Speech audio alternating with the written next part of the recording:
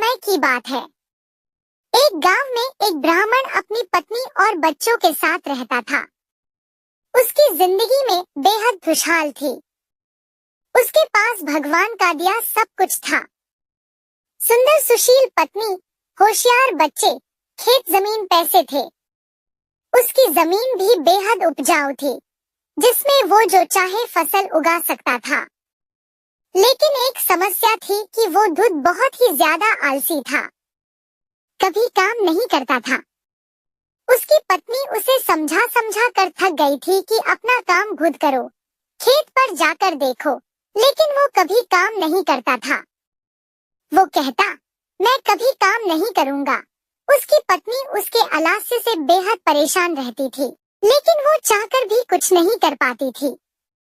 एक दिन एक साधु ब्राह्मण के घर आया और ब्राह्मण ने उसका खूब आदर सत्कार किया।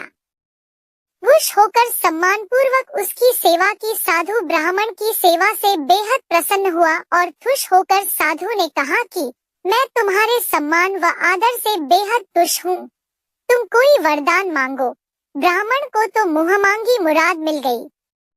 उसने कहा, बाबा, कोई ऐसा वरदान दो कि मुझे खुद कभी कोई काम न करना पड़े। आप मुझे कोई ऐसा आदमी दे दो जो मेरे सारे काम कर दिया करे। बाबा ने कहा, ठीक है, ऐसा ही होगा, लेकिन ध्यान रहे, तुम्हारे पास इतना काम होना चाहिए कि तुम उसे हमेशा व्यस्त रख सको। यह कहकर बाबा चले गए और एक बड़ा सा राक्षसनुमा जिन्न प्रकट हुआ। वो कहने लगा, मालिक, मुझे कोई काम दो, मुझे काम चाहिए। ब्राह्मण उसे देखकर पहले तो थोड़ा डर गया और सोचने लगा। तभी जिन्न बोला, जल्दी काम दो वरना मैं तुम्हें खा जाऊंगा। ब्राह्मण ने कहा, जाओ और जाकर खेत में पानी डालो। यह सुनकर जिन्न तुरंत गायब हो गया और ब्राह्मण ने राहत की सांस ली और अपनी पत्नी से पानी मांगकर पीने लगा। लेकिन जिन्न कुछ ही देर में वापस आ गया और बोला, सारा काम हो गया, अब और काम दो। ब्राह्मण घबरा गया और बोला कि अब तुम आराम करो, बाकी काम कल करना। जिन्न बोला, नहीं, मुझे काम चाहिए, वरना मैं तुम्हें खा जाऊंगा। ब्राह्मण सोचने लगा और बोला, तो जाकर खेत जोत लो, इसमें तुम्हें पूरी रात लग जाएगी। जिन्न गायब हो गया। आलसी ब्राह्मण सोचने लगा कि मैं तो बड़ा चतुर हूँ। वो अब खाना खाने बैठ गया। वो अपनी पत्नी से बोला, अब मुझे कोई काम नहीं करना पड़ेगा, अब तो जिंदगी भर का आराम हो गया। ब्राह्मण की पत्नी सोचने लगी कि कितना गलत सोच रहे हैं उसके पति।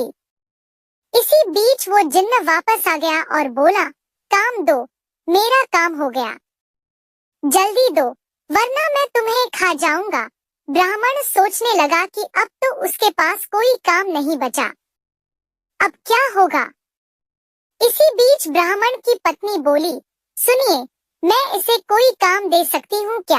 ब्राह्मण ने कहा, दे तो सकती हो, लेकिन तुम क्या काम दोगी? ब्राह्मण की पत्नी ने कहा, आप चिंता मत करो, वो मैं देख लूंगी। वो जिन्न से मुखातिब होकर बोली, तुम बाहर जाकर हमारे कुत्ते मोती की पूंछ सीधी कर दो, ध्यान रहे, पूंछ पूरी तरह से सीधी हो जानी चाहिए। जिन्न चला गया। उसके जाते ही ब्राह्मण की पत्नी ने कहा, देखा आपने कि आलस कितना खतरनाक हो सकता है। पहले आपको काम करना पसंद नहीं था और अब आपको अपनी जान बचाने के लिए सोचना पड़ रहा कि उसे क्या काम दे। ब्राह्मण को अपनी थलती का एहसास हुआ और वो बोला, तुम सही कह रही हो, अब मैं कभी आलस नहीं करूंगा, लेकिन अब मुझे डर इस बात का है कि इसे आगे क्या काम देंगे। यह मोती की पूंछ सीधी करके आता ही होगा। मुझे बहुत डर लग रहा है। हमारी जान पर बन आई, अब तो यह हमें मार डालेगा। ब्राह्मण की पत्नी हंसने लगी और बोली, डरने की बात नहीं, चिंता मत करो, वो कभी भी मोती की पूंछ सीधी नहीं कर पाएगा। वहाँ जिन्न लाख कोशिशों के बाद भी मोती की पूंछ सीधी नहीं कर पाया। पूंछ छोड़ने के बाद फिर टेढ़ी हो जाती थी। रात भर वो यही करता रहा।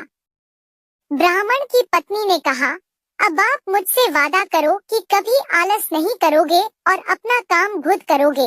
ब्राह्मण ने पत्नी से वादा किया और दोनों चैन से सो गए।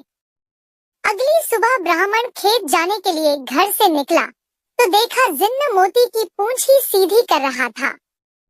उसने जिन्न को छेड़ते हुए पूछा, क्या हुआ, अब तक काम पूरा नहीं हुआ क्या? जल्दी करो, मेरे पास तुम्हारे लिए और भी काम है। जिन्न बोला, मालिक मैं जल्द ही यह काम पूरा कर लूंगा। ब्राह्मण उसकी बात सुनकर हंसते हंसते खेत पर काम करने चला गया और उसके बाद उसने आलस हमेशा के लिए त्याग दिया। सीख, आलस्य ही मनुष्य का सबसे बड़ा दुश्मन है। अपनी मदद आप करने से ही कामयाबी मिलती है और आलस करने से जिंदगी में बड़ी मुसीबतें आ सकती हैं।